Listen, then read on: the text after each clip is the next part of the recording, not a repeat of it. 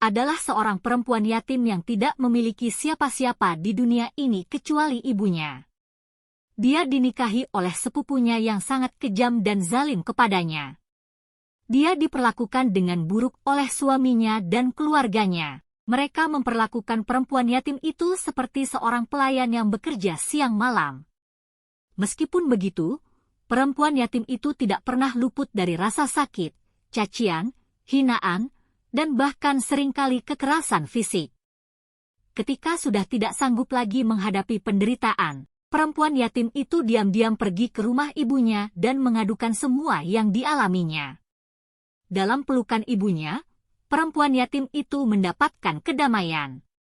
Sang ibu, yang lemah dan sakit-sakitan tidak punya daya atau kekuatan. Satu-satunya dukungan yang dia bisa berikan adalah berbagi rasa sakit putrinya dengan menangis bersamanya. Setelah merasa lega, perempuan yatim itu pun kembali ke rumah suaminya. Situasi ini berlangsung selama 10 tahun. Keadaan yang dihadapi perempuan yatim itu setiap hari menjadi lebih buruk.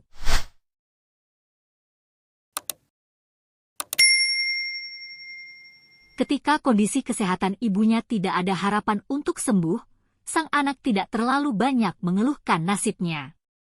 Ia merasa iba dengan penderitaan yang tengah dihadapi ibunya. Pada suatu kesempatan, dengan suara terbata-bata memberikan pesan kepada putrinya. Anakku, jika ibu sudah tiada nanti dan kamu merasa tidak mampu menghadapi tekanan hidup akibat perlakuan buruk suamimu dan keluarganya, datanglah ke rumah ini. Ambil air wudhu dan bentangkan sajadah. Dalam sujudmu, adukan semua penderitaanmu kepada Allah yang Maha Pengasih lagi Maha Penyayang. Setelah ibunya meninggal, perempuan yang sekarang menjadi yatim piatu, tanpa ayah dan ibu itu melakukan saran ibunya. Setiap kali merasakan ujian kehidupan dalam berumah tangga, terutama menghadapi perlakuan buruk dari suami dan keluarganya, ia membawa wadah berisi air untuk berwudu, pergi ke rumah ibunya, dan melaksanakan saran ibunya. Tidak lama setelah melakukan salat dan berdoa, mengadukan nasibnya kepada Sang Pencipta, perempuan yatim piatu ini merasakan beban hidupnya berkurang. Ia merasa sangat lega. Ia melakukan kebiasaan ini terus-menerus selama sebulan. Setiap minggu, dia pergi ke rumah ibunya, mengadukan nasibnya kepada Allah, dan kembali ke rumah suaminya dengan senyuman di wajahnya. Orang-orang di sekitarnya memperhatikan perubahan ini. Setan mulai memainkan peran. Desas-desus dan gosip mulai menyebar bahwa perempuan yatim piatu itu berselingkuh, karena dia pergi setiap minggu ke rumah ibunya sambil membawa air dan kembali ke rumah suaminya dengan wajah lebih ceria. Suaminya memutuskan untuk memantau perbuatan rutin istrinya itu.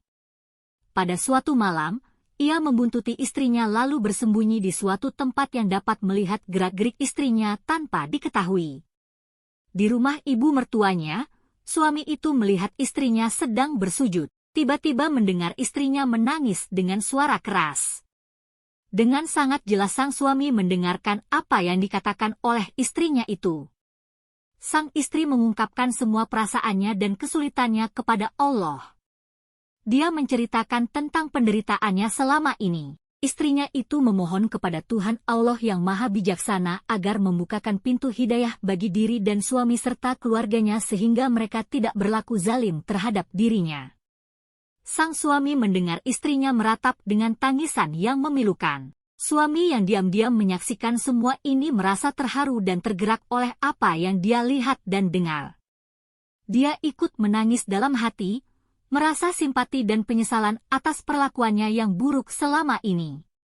Setelah istrinya selesai salat dan berdoa, sang suami langsung menghampirinya, memeluknya, meminta maaf, dan berjanji akan memperbaiki perilakunya.